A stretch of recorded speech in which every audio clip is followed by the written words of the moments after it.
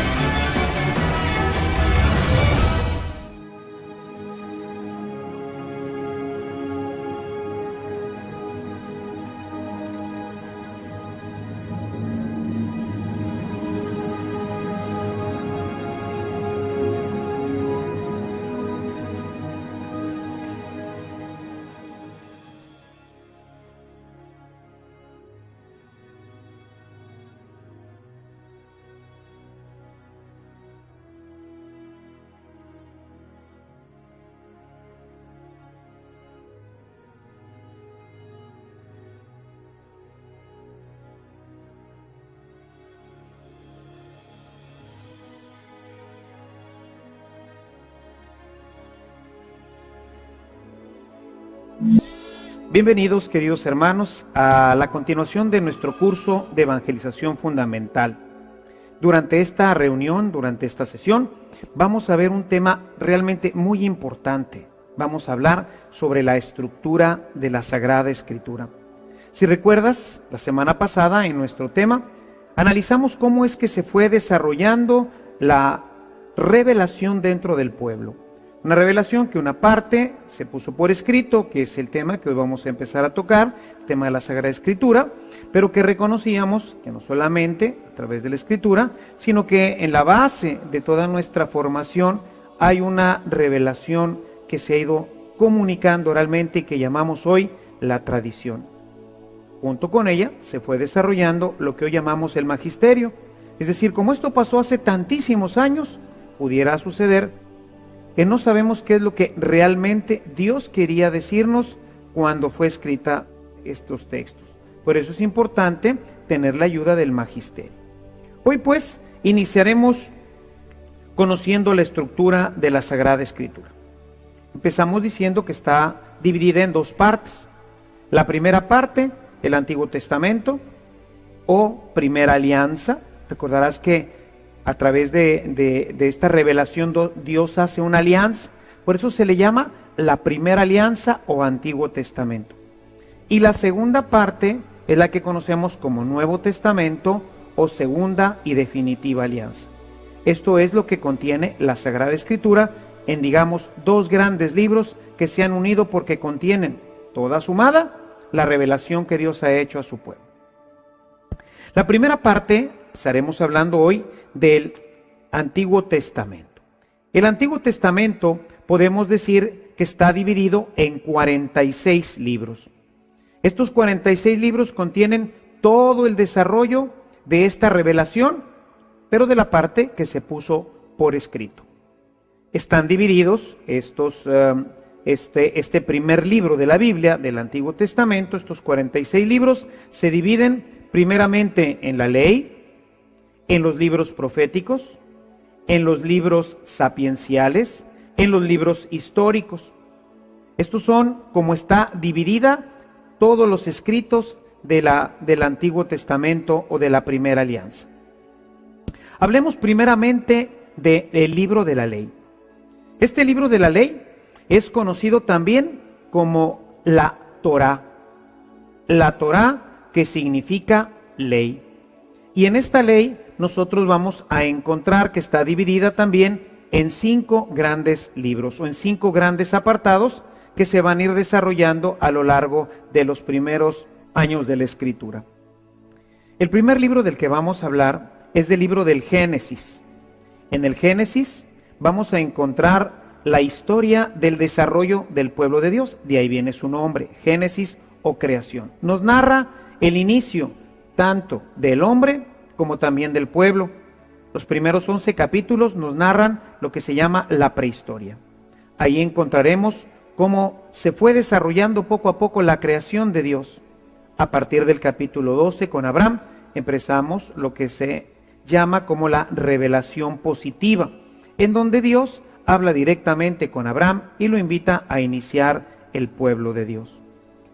Junto con este primer libro vamos a encontrarnos también con el libro del Éxodo. En el libro del Éxodo vamos a encontrar todo el proceso y el desarrollo de la salida del pueblo de Israel, la primera alianza y cómo se va empezando a constituir lo que posteriormente será el pueblo de Israel. Junto con estos 2 primeros libros vamos a encontrar el libro de los Números y el libro de Levítico, que son una serie de normas y una serie de leyes establecidas por Dios para la convivencia y para el desarrollo del pueblo de Dios. Finalmente tendríamos el libro del Deuteronomio.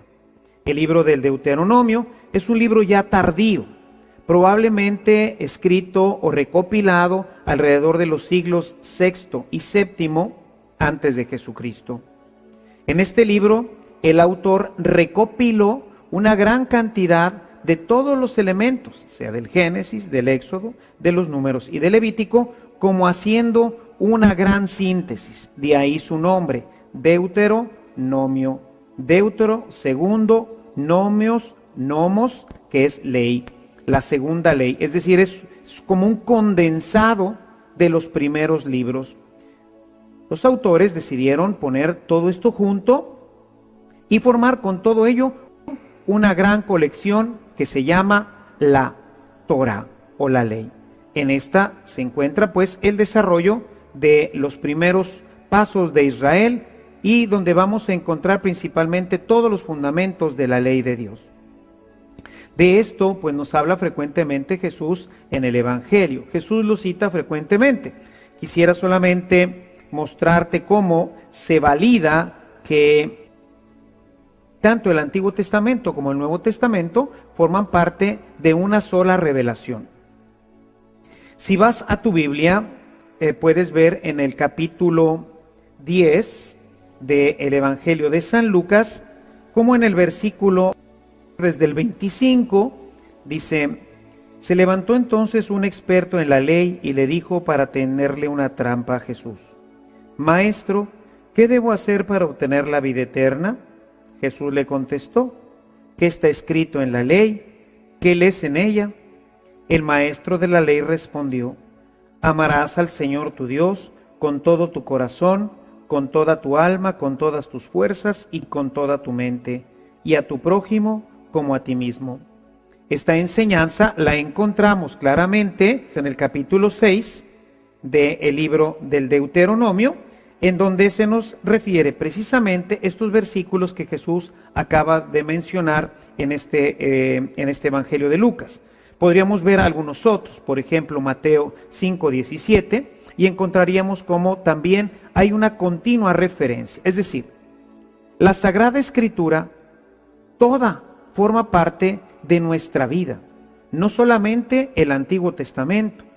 Se ha pretendido, o algunos cristianos o algunas sectas cristianas han pretendido decir que el Antiguo Testamento eso ya no corresponde a nosotros, que nosotros nacimos con Jesucristo, con el Nuevo Testamento, y que el Antiguo Testamento ya no tiene absolutamente nada que decirnos, lo cual, como acabas de ver, es totalmente falso. Toda la revelación, Antiguo Testamento y Nuevo Testamento, forman parte de un todo, forman parte de la revelación que Dios nos ha hecho, una parte a través del Antiguo Testamento y a través de Jesucristo, esta segunda parte que llamamos Nuevo Testamento. El segundo grupo de libros de estos que están contenidos en el Antiguo Testamento, les llamamos los libros proféticos. Los judíos le llaman Neviim, porque Neví es profeta, son los libros proféticos. Ahí vamos a encontrar 17 libros, los cuales están divididos dentro de la Escritura en los libros de los profetas mayores y los profetas menores. Y esto no es por su importancia, sino por la cantidad de contenido.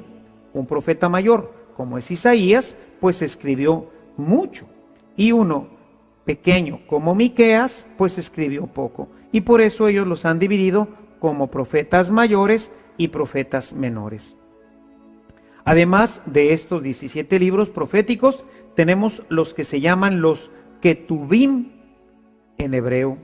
La palabra Ketubim significa escritos. Ellos les llaman a todos los demás sus escritos. Ahí están contenidos los históricos y están contenidos los sapienciales. En los libros históricos vamos a encontrar el desarrollo de la historia de la salvación. Es importante recordar que nosotros cuando leemos un texto histórico, por ejemplo el libro de los Reyes, no pretende darnos una cronología exacta.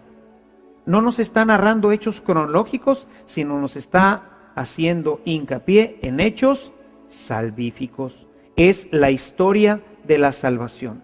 No podemos entender la historia de Israel como la historia de México, la historia de Panamá o la historia de Perú. Es una cosa distinta. Esto lo que nos está narrando es una historia de salvación, es la intervención de Dios dentro de la historia del hombre con el propósito de salvarlo. Tenemos así los libros históricos. Junto con los libros históricos vamos a encontrar también los libros de la sabiduría. Ahí vamos a encontrar, por ejemplo, el Cantar de los Cantares, un hermosísimo poema al amor. Vamos a encontrar el libro de la sabiduría, en fin, todos estos libros que han traído para nosotros grande enseñanza de parte del Señor. En total, 24 libros más, y es así como tenemos la colección completa de los 46 libros del Antiguo Testamento. A esta parte de la Biblia que nosotros conocemos como Antiguo Testamento, los hebreos la conocen como la Tanakh. Si alguna vez tú tienes la oportunidad de convivir o de compartir con algún hermano judío, pues puedes referirle la Tanakh. ¿Qué es la Tanakh? Bueno, la Tanakh es un acróstico. Los hebreos, como ellos tenían que irse transmitiendo todo esto verbalmente, fueron ideando una serie de elementos mnemotécnicos verdaderamente impresionantes.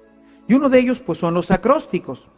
Como puedes ver ahorita en la pantalla, nosotros podemos formar la palabra Tanakh, en donde la primera, la T, es la Torá, la siguiente vocal es A, luego una N de Neviim, luego una vocal que es A, y luego los Ketubim. Son la Torá, Neviim y Ketubim, forman la Tanakh. De esta forma ellos la aprendían y era la forma para írsela comunicando de generación en generación. Todavía hasta la fecha ellos llaman al Antiguo Testamento, porque para ellos no existe el Nuevo Testamento, para ellos solamente existe la Tanakh. La Tanakh que está formada entonces de la Torá, de los Neviim, de los profetas, y de los escritos, que son los sapienciales y también los históricos. Así tenemos el compendio completo del Antiguo Testamento y que ellos llaman Tanakh. Y bueno, pues ahora nos preguntaríamos, bueno, ¿y todas las Biblias? Especialmente venimos hablando de los judíos. Todo esto, esta parte del Antiguo Testamento, pues fue un desarrollo de los judíos. Podemos decir que la Biblia de los judíos y la Biblia de los cristianos es igual. Bueno, pues aquí en este tema tendríamos que hablar de dos elementos importantes. El primer tema es el canon de la Biblia. Y el segundo es el nombre de Dios. Empecemos hablando del canon de la Biblia. Podemos decir que existen dos cánones. Se le llama al primer canon el canon de Jamnia, o también conocido como el canon de Jerusalén. Este es el canon que contiene la Tanakh. Es un compendio de todos estos escritos de los que ahorita venimos hablando, y que reunidos en Jamnia, por eso se le llama también el canon de Jamnia, una gran cantidad de rabinos, de los principales maestros de la ley, ellos decidieron que estos 46 libros serían los libros inspirados. Debemos decir que siempre ha habido muchos libros. Ya lo hablábamos en nuestra reunión anterior. Algunos de ellos quedaron contenidos, por ejemplo, en la Cábala. Y junto con ellos hay muchos otros escritos que no entraron dentro del canon. Los judíos, buscando decidir de entre todos los escritos que existían, cuáles eran verdaderamente los que eran la palabra de Dios, lo que Dios había revelado para el pueblo, se juntaron alrededor del año 70, por ahí, después de Cristo, y entonces, reunidos en Jamnia, decidieron que este sería el canon, y así escogieron estos primeros 46 libros. Sin embargo, el pueblo de Israel, especialmente en el siglo III antes de Cristo, hubo una gran dispersión. Se le llamó la diáspora. Todos estos judíos, por diferentes razones, especialmente cuando fueron conquistados por Alejandro el Magno, se extendieron a lo largo de muchas ciudades, especialmente en Egipto y en lo que hoy conocemos como Alejandría.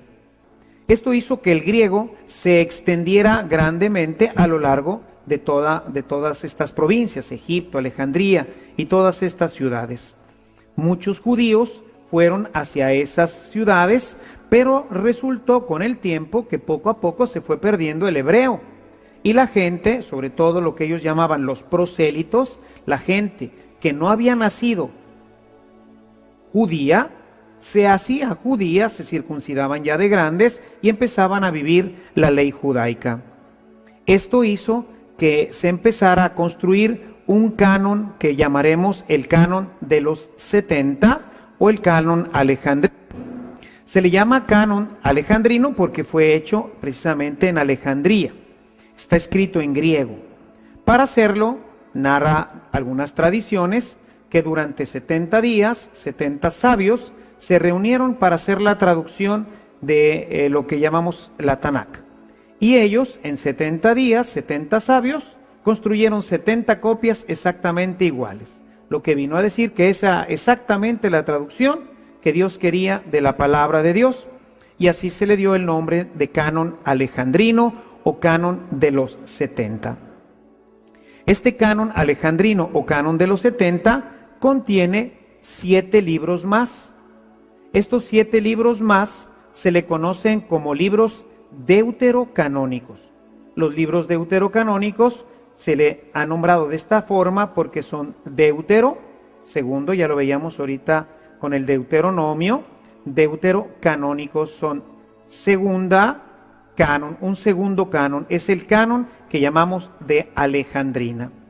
Nosotros en la Iglesia Católica utilizamos precisamente el canon alejandrino porque Jesús cita continuamente, todas las citaciones que nosotros tenemos en el Nuevo Testamento están tomadas precisamente del canon alejandrino, que al parecer sería el más popular, puesto que ya estaría formado de una verdadera colección. Este canon alejandrino o canon de los 70 contiene 7 libros más que no están en el canon de Jamnia y que son los que están incluidos en las Biblias católicas. Nuestras Biblias católicas contienen 7 libros más que las Biblias de los hermanos separados y 7 libros más en comparación con la Tanakh. los hermanos separados en 1521, cuando se hace la gran separación de la iglesia a través de Lutero. Lutero decide que el canon que debíamos nosotros, los cristianos, de respetar, era el canon de los judíos. Y entonces por eso él tomó para la Biblia protestante, que llamamos las Biblias protestantes o de los hermanos separados, tomó el canon de Jerusalén, el canon de Palestina, que tiene 7 libros menos. Una Biblia protestante tendrá 39 libros, mientras que una Biblia católica tendrá 46 libros. Estos libros deuterocanónicos son 7 y son el libro de Tobías, el libro de Judith, primera y segunda de Macabeos, el libro de la sabiduría, el libro de Baruch y la parte griega del libro de Daniel.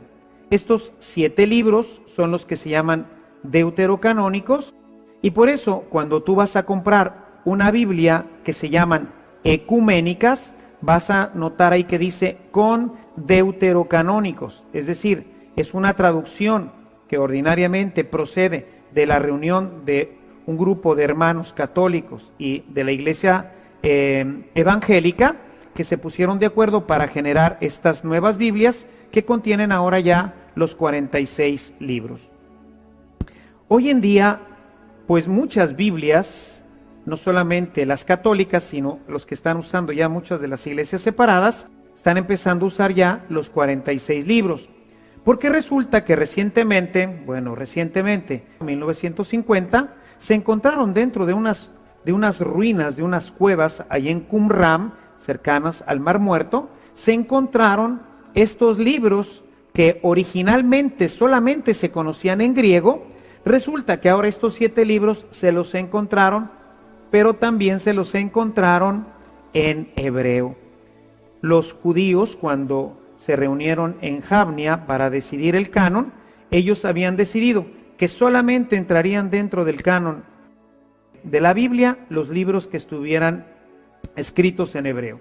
Y como de estos 7 libros no se encontró ninguna copia que estuviera en hebreo, pues entonces solamente los que estaban en hebreo quedaron dentro de este texto que llamamos canon palestinense. Sin embargo, hoy, con estos descubrimientos del Mar Muerto, pues hemos visto que existían ya en tiempos de Jesús, estos libros deuterocanónicos ya existían escritos en hebreo. Así es que ahora, pues, el asunto de cuál es el canon que contiene completamente todas las escrituras, pues cada vez va quedando más de manifiesto que el canon de los 70, el canon alejandrino, es el canon que contiene toda la revelación hecha por Dios al pueblo. Son 46 libros que todos nosotros los cristianos debemos de tener en nuestras Biblias. Y es importante que tú revises en tu Biblia que estén estos 7 libros y que tu Biblia tenga los 7 libros deuterocanónicos.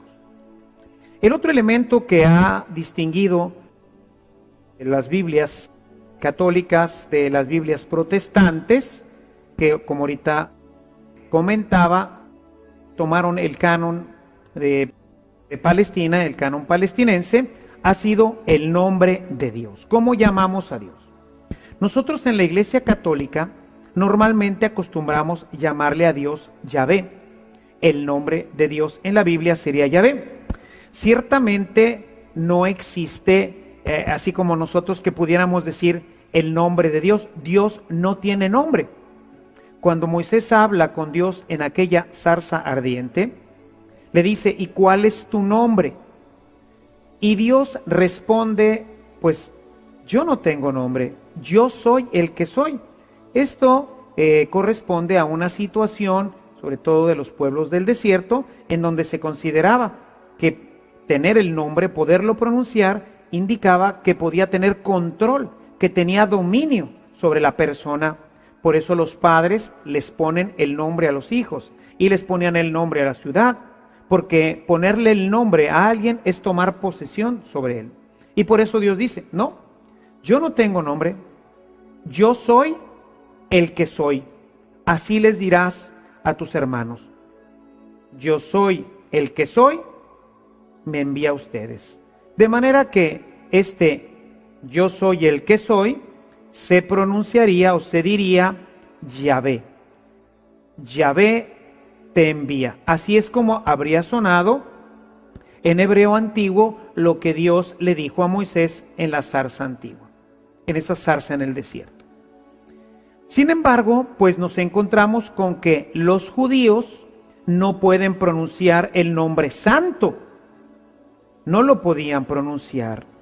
Y entonces, cuando ellos tenían que pronunciar el nombre de Yahvé, en lugar de pronunciar Yahvé, decían Adonai. Esto se vino a complicar porque los judíos no escribían las vocales. Cuando ellos empezaron a escribir la Biblia, el Antiguo Testamento, ellos escribían en hebreo y no usaban vocales, solamente consonantes y todas pegadas. Pero ellos, como ya hemos hablado, que mantenían una tremenda relación unos con otros para la tradición oral, pues iban aprendiendo, y casi podríamos decir que los doctores de la ley se sabían prácticamente de memoria todo el Antiguo Testamento. Y la Biblia era solamente un punto de referencia, lo usaban como una guía. Puedes imaginarte todas las consonantes pegadas, todas una tras otra, una tras otra, una tras otra, línea tras línea, línea tras línea, línea tras línea. Y ellos sabían qué era lo que estaba escrito en cada una de estas líneas, porque tenían prácticamente que aprenderla de memoria. Los maestros de la ley la conocían bien. Y cuando veían lo que se conoce como el tetragrama, es decir, las 4 letras, como las estás viendo, o sea, las 4 letras, la YHVH, ese se le conoce como el tetragrama santo. Cuando ellos veían estas 4 letras pegadas, se sabía que se estaban refiriendo a Dios. Y entonces, en vez de decir Yahvé, que es lo que ellos normalmente dirían, Yahvé, pues ellos decían Adonai, porque el nombre de Dios solamente podría ser pronunciado por el sumo sacerdote una vez al año. No podíamos nosotros pronunciar el nombre santo de Dios, que decimos no es que tenga un nombre, pero ellos así lo fueron entendiendo, lo fueron comprendiendo, y por eso es que no lo decían, no podían llamar a Dios Yahvé. Y entonces cuando ellos iban leyendo la Sagrada Escritura, ellos abrían el rollo, empezaban a leer, se topaban con el tetragrama, se topaban con el texto de Yahvé, y entonces en vez de decir Yahvé, decían Adonai o Adonai. Esto indicaba que estaban refiriéndose a Dios. Con el paso del tiempo se fue perdiendo, pues poco a poco, la tradición, y con la gran dispersión, sobre todo después de la destrucción de Jerusalén en el año 70, cuando los romanos destruyen completamente el templo y se viene la gran dispersión de los judíos, pues resulta que los judíos dispersos por todo el mundo ya no tenían la facilidad de contar con un rabino, ya no tenían la facilidad de contar con un doctor de la ley que se supiera de memoria toda la Biblia. Y entonces empezaron a ya no saber exactamente cómo interpretar o cómo leer correctamente la Sagrada Escritura. Es así que más o menos en el siglo VI después de Cristo van a nacer un grupo de sabios que se les van a llamar los masoretas, y se van a dar a la tarea de ponerle las vocales a todas las palabras. La Biblia hebraica empezará a contener por primera vez a partir de finales del siglo VI vocales, y se podrá leer como nosotros leemos en nuestros idiomas, como leemos en español, las letras con vocales y consonantes. Pero esto va a ocurrir hasta el siglo VI después de Jesucristo. Y bueno, cuando estos hombres, los masoretas, se dan a la tarea de ponerle las vocales a cada una de las palabras, pues se encontraron entonces con el tema de Yahvé. Y entonces, ¿qué es lo que iban a poner? ¿Cuáles eran las vocales que tenían que poner en el tetragrama santo? Era prácticamente tocar algo divino. Como ellos decían Adonai o Adonai cuando llegaban ahí, tuvieron la idea de poner e intercalar dentro de este tetragrama, intercalar las vocales de la palabra Adonai. Y así, dejando las 4 letras intactas, pusieron al mismo tiempo para que cuando la gente futura leyera la Biblia en hebreo, cuando la leyera la palabra Yahvé, así estaba, pero ellos tendrían que pronunciar Adonai, y ahí estaban entonces las vocales. Y así fue como lo puedes ahora ver también, que se fueron intercalando las vocales, y esto nos dio como resultado la palabra Yahová. Yahová. Pero es una palabra que, como ves, está compuesta del tetragrama y de la inserción de las vocales. La I de Adonai no se puso porque para ellos la iota es una consonante. Por eso es que solamente se pusieron estas vocales y dio como resultado la palabra Yahová. Sin embargo, cuando ellos la leen, pues ellos leerían Yahvé, pero no pronuncian Yahvé. Ellos, cuando ven este tetragrama, van a pronunciar Adonai, porque esto es lo que ellos deben de decir. Con el paso del tiempo, vimos que esta Biblia fue adoptada por los hermanos separados en 1521 con Lutero, y entonces ellos simplemente hicieron la traducción.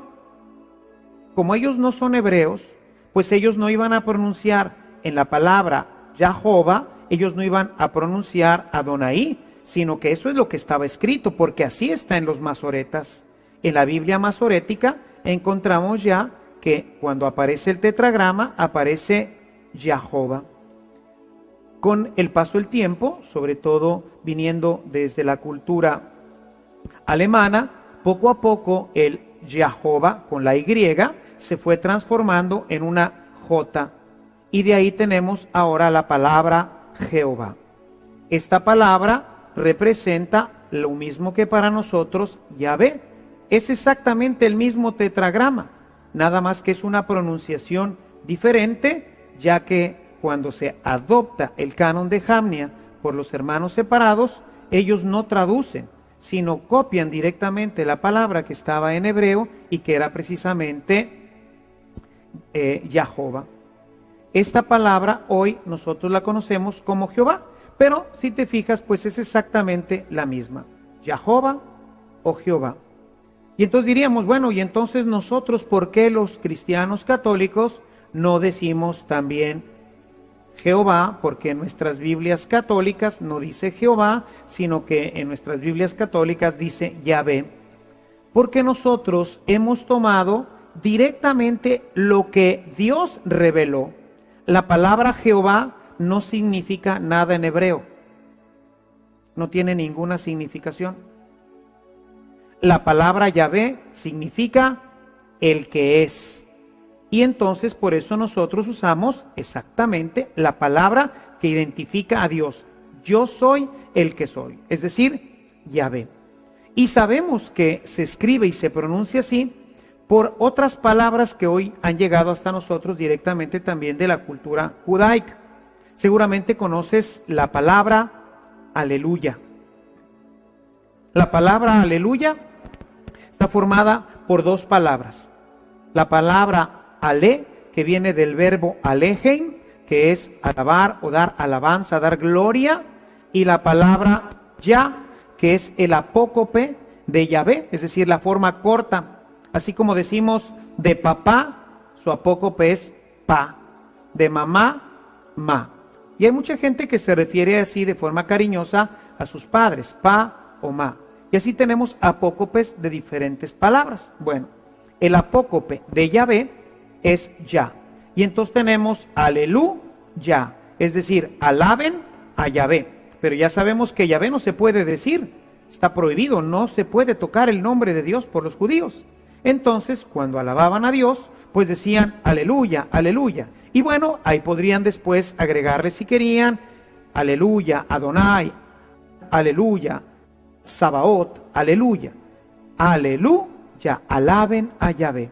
Y por eso nosotros sabemos que la pronunciación correcta de Yahvé es así, Yahvé, y no Jehová, que es simplemente una literación. Se fue haciendo una literación, se fueron metiendo las vocales de Adonai dentro de la palabra del tetragrama para que los judíos masoretas pudieran indicarle a la gente, así es como está escrito, pero se debe de pronunciar Adonai. Nosotros, por eso sabemos que el nombre de Dios es Yahvé, y así lo vas a encontrar en tu Biblia católica. Como ves, parecería simplemente pues cuestiones de, en este caso, de una traducción o de una forma de llamar a Dios, pero una forma un poco más consistente, ¿verdad?, en el tema de los libros, porque si a la Biblia le quitamos estos 7 libros, pues la estamos truncando. Estamos ahí quitando 7 libros que Dios había puesto para que nosotros pudiéramos conocer completamente la revelación. El problema entonces no es tanto la traducción, el problema es la cantidad de libros, pero también la forma de interpretar cada parte de la Sagrada Escritura, sobre todo pensando en que estos libros fueron escritos hace muchísimos años, en una cultura completamente diferente a la que hoy vivimos, pues es importante conocer cuál es la correcta interpretación, y por eso es que hemos venido hablando continuamente de la tradición y del magisterio, que nos ayudan a saber exactamente qué es lo que Dios quiso darle a conocer a su pueblo a través de estos libros. Como parte final ahora de nuestra reunión, de esta sesión, quisiera hablar brevemente de algo que ya conocemos y con lo que seguramente estarás más familiarizado, que es el Nuevo Testamento. El Nuevo Testamento contiene 27 libros, está dividido en 27 libros y también están catalogados estos libros en diferentes categorías. El Nuevo Testamento lo podemos categorizar en los libros históricos, que son 5, en los libros que son más que libros, son cartas, porque no tienen esta connotación, son cartas, que son 21 cartas, y los libros proféticos, solamente 1. Los libros históricos son los 4 evangelios: el Evangelio de Mateo, el Evangelio de Marcos, el Evangelio de Lucas y el Evangelio de Juan. Son los que contienen la historia de Jesús, que como ya lo habíamos dicho, y creo que vale la pena volverlo a repetir, recordar que por histórico no pretendemos decir que así exactamente sucedieron las cosas. Es una historia de salvación que cada uno de los escritores fue viviendo. Por eso se dice Evangelio según San Lucas. Algunos dicen Evangelio según la tradición de Lucas o lucana o de Mateo, porque están referidos a estas tradiciones que se fueron poniendo por escrito y que son las que ahora nosotros tenemos como los evangelios. No pretenden darnos una idea de la historia como nosotros la conocemos, porque esto da pie a, como algunos pues pretenden por ahí decir, pues están todos llenos de confusiones, mientras que en uno me dice que hay 2 ciegos, en el otro me dice que hay un ciego, mientras que esto parece haber pasado antes, aquí parece haber pasado después. Recordemos, no se trata de este tipo de historia. Y el último libro de los históricos sería el libro de los Hechos de los Apóstoles. Las cartas están divididas. Las cartas de San Pablo son 14 cartas. Hoy sabemos que en realidad son 13 cartas, más lo que se conoce como la carta a los hebreos, que más bien parece ser una gran homilía dirigida pues no precisamente por Pablo, sino muy probablemente fue un escrito de Apolo con una gran defensa de la fe. Por otro lado tenemos las cartas de San Pedro, que son 2, la carta de Santiago, la carta de Judas y las cartas de Juan, y las cartas de Juan, que son 3.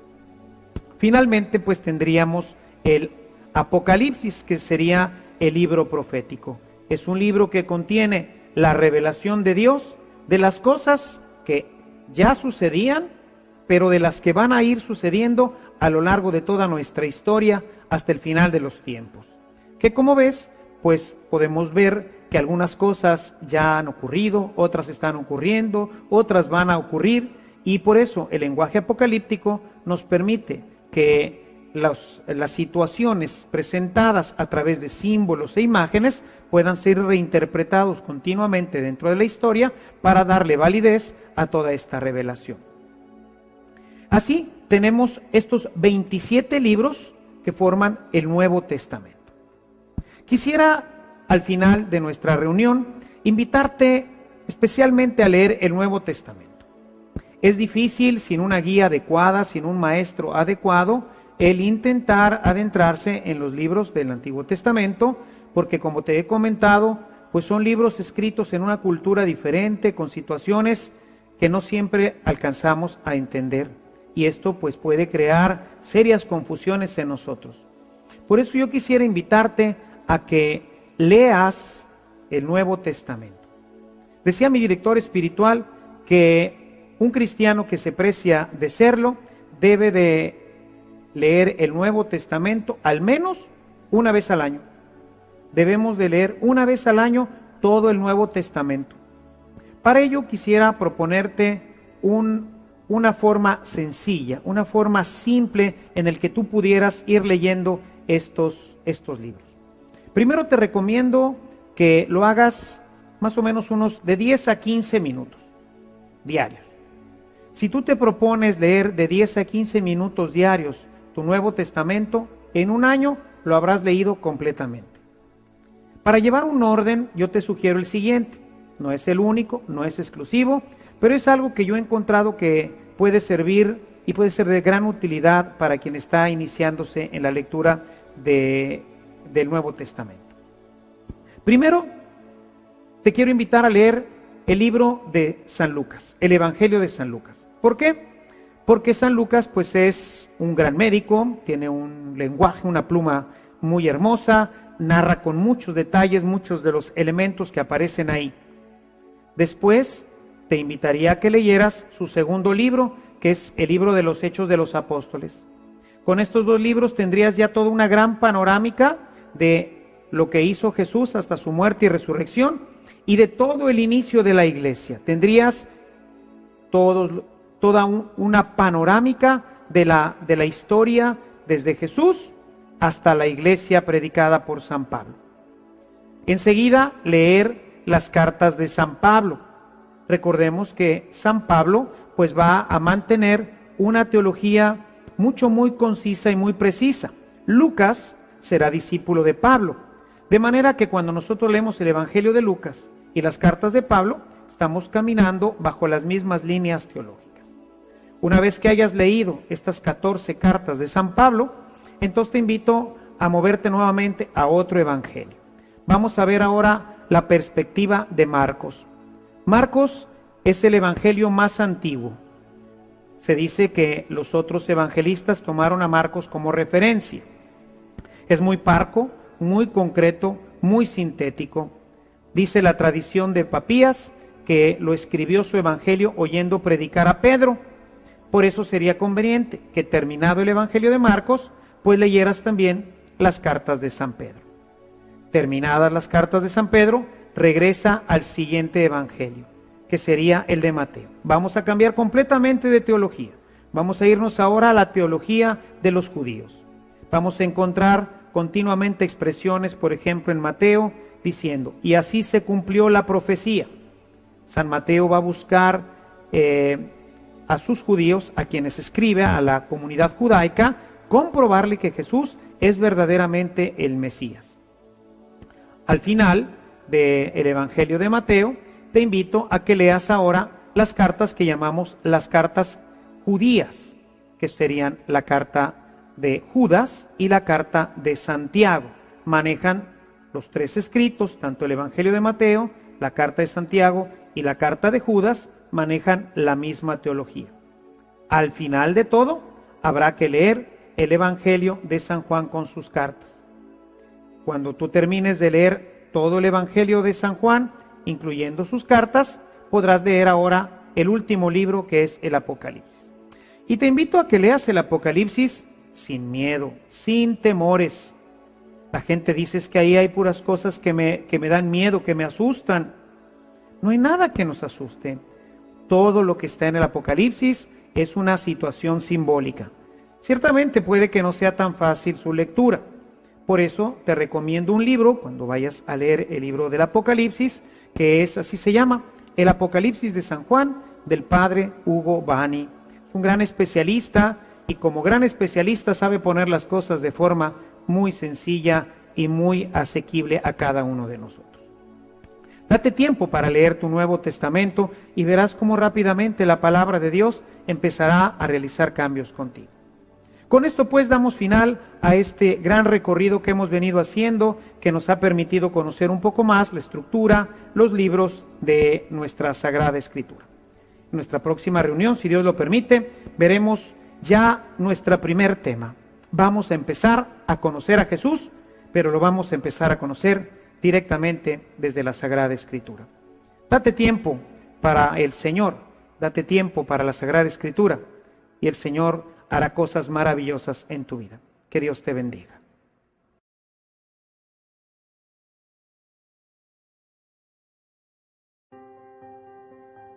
Ahora ya conoces más acerca de las Sagradas Escrituras. La tarea para el día de hoy es la siguiente. Marcar con indicadores mi Nuevo Testamento o Biblia para encontrar con facilidad los textos. Leer las introducciones de cada libro para familiarizarme con el texto. Resolver el cuestionario número 3. ¿Qué es y cómo está dividido el Nuevo Testamento? ¿Cuántos libros tiene? ¿Cómo se dividen? ¿Podrías dar una explicación de cómo se originó el nombre de Jehová? ¿Cuántas son las fuentes de la revelación? ¿Cuáles son? Explica en qué consiste cada uno. Menciona algunas citas que nos refieran las fuentes de la revelación.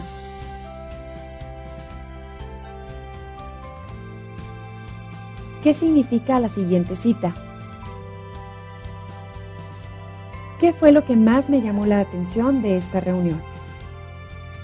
Subraya en tu Biblia o Nuevo Testamento las citas que vimos hoy.